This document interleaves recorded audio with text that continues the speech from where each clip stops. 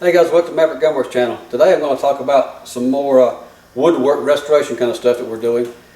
Here we have a Enfield 1917 that has been seriously customized sometime in the past. Has a massive, massive bull barrel. And this rascal is heavy, but it's chambered in 270. All right. So what we're going to do is try to fix some of the things that have been missing on it and bring it into a little more usable condition. And that we have, if you take a look at here, I hope I can see it right there, we have a missing front swivel for our sling. And also, if I flip it around, if I can do this gracefully at all, we have a missing rear stud also for our sling. So we're going to replace those. And while I'm back here on this end of it, we can see that our recoil pad is old, brittle, falling apart, kind of dry rotted and just crumbly. So we're going to remove this pad and custom fit a new pad for it. And what I want to show you is the things we're going to be using. Some Grove Tech swivels. These are 1.25 inch wide, made in the USA by the way. All right. They're going to match up good with our Butler Creek military leather sling here, but they're more kind of a period correct for this kind of project. And then finally, our recoil pad replacement. Our KK Silverthane pad, again made in the US, good stuff here. These pads work really well as far as recoil goes, and it is a solid pad where there's no backing plate we have to deal with. So we're going to custom grind this to fit the stock, and I'll show you just to highlight some of the steps we have to do to make that happen. So hang in there with us, and we're going to take this apart and go ahead and see if we can get started on it and let you know some of the steps involved with doing such a project. Okay, now we're back at the stock here. What I've done so far is removed our old recoil pad. You see it's kind of cruddy here. I measured the depth and the diameter of the screws that was in it. Fortunately, they're slightly smaller than the new screws that came with the new recoil pad, so that fits nicely. I went ahead and drilled out a little bit deeper to make sure I had plenty of space in that. I didn't want to have to struggle with it a whole lot. So what we've done now is go ahead and, fortunately too, this one, the new recoil pad fits the holes exactly like the old one was. Otherwise you'd end up having to plug the old holes and re-drill it. So this one we got out, fortunately with that one, it's we can still use the same holes we had to start with. Now I've got this snug down. And a tip about this too, when you're working with these rubber recoil pads, one of the best things you can do when you put your screwdriver in here to tighten down, take a little bit of I like my little oil here with the needle tip on it. Put a drop of oil inside the holes. Also on your blade, what I use is a round blade screwdriver, so that it does not have as much friction when you put it into the hole. Dab oil on the screwdriver, and I'll smear it around a little bit, so when you put it in here and turn it, you're not tearing up the rubber. Okay, so that keeps the job nice and neat. All right, now we've got it snug tight, and before we do that, we always check to make sure that the wood is flat. And fortunately, in this case, it does fit pretty well.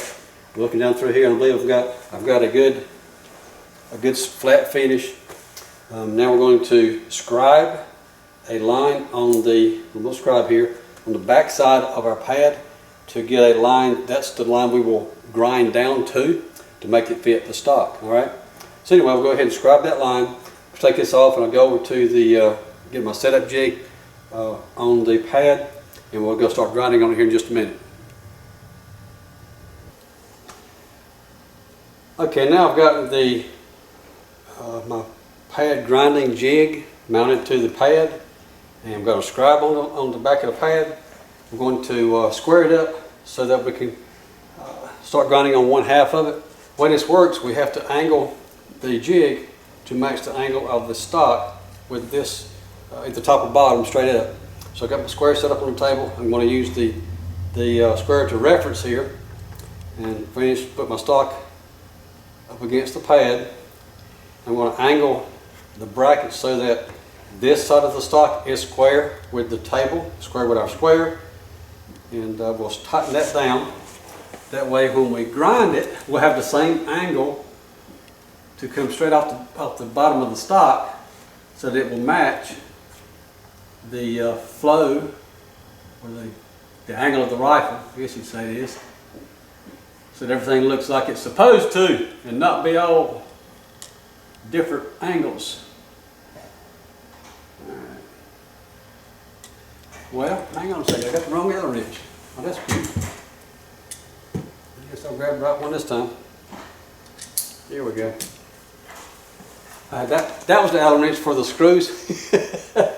I forgot it was a different size than the one on the clamp here on the jig.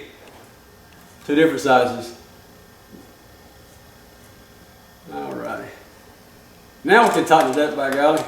I don't get that angle there. Okay. Now we'll take it over to the grinder and use from about halfway or so down. We're going to grind the bottom angle off right up to our scribe line. Then we'll come back, reset it on the top part, and see if we can get it back on the gun.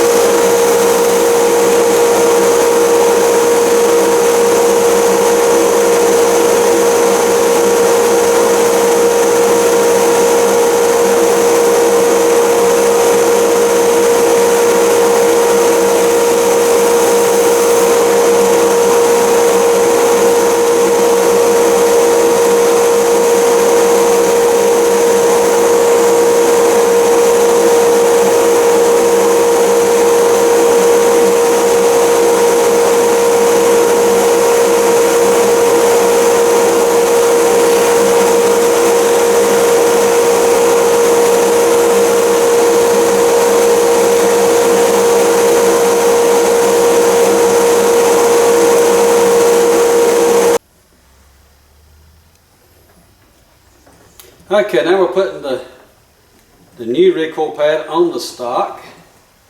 And if I did what I'm supposed to do correctly, it'll fit like it should.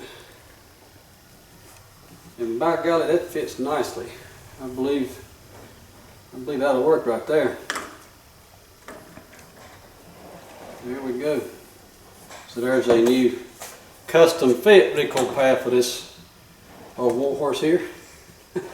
Now we're going to take the stock out, flip it over, and work on the Sling swivel studs rather, and we'll continue with our project here. Okay, folks, I figured out that the rear swivel stud is not going to work. It's wallowed out too much. I don't feel comfortable with leaving it like that, so I'm going to go ahead and drill this out, plug it, and let that cure overnight. Probably then I'll re-drill that and see if we can get a better solid mount on that rear stud. And on the front one, man, the front one we got a mess. This gun got some history behind it that we're not aware of apparently. So you see the hole here where there was one in the past, that hole is wallowed out. There's a hole in front of that has a washer of sorts and a screw in it that has a nut on the back side. But if you can see, maybe you can see that right there, the back side of the stock has been cut out drastically, and I don't feel comfortable with leaving a swivel stud in the front of this stock where that is, because the wood is so thin here. So we're going to go ahead and opt to back up a little bit where we have a lot thicker wood. I'm going to re-drill this, counter bore on the inside, and we're going to put a new stud in it with a nut on the inside. That should hold it securely. So anyway, that's where we are with this project. We'll go ahead and see if we can work on the swivel studs a little bit further.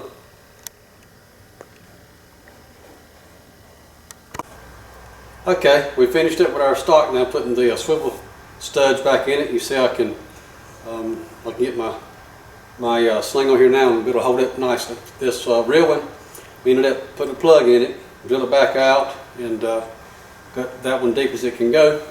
On the front one, man, it was all kinds of damage on the front one from the past because because the gun's so heavy that it really wasn't done correctly to start with sometime years ago. But we put a plug in the existing hole there because it was, we showed you earlier, it was kind of hollowed out here. And I went ahead and drilled a new hole where we have much thicker material to deal with. Put a well nut on the inside, fixed nice and smooth. Worked out nicely as far as recessing goes. So that's what it looks like now. So anyway, we're going to put it back on put the gun back on it, and should be ready to go home. Hope that's something that maybe will help you out. And if you guys have something damaged like that, let us know. We can see if we can help you with it. All right. Thanks for watching.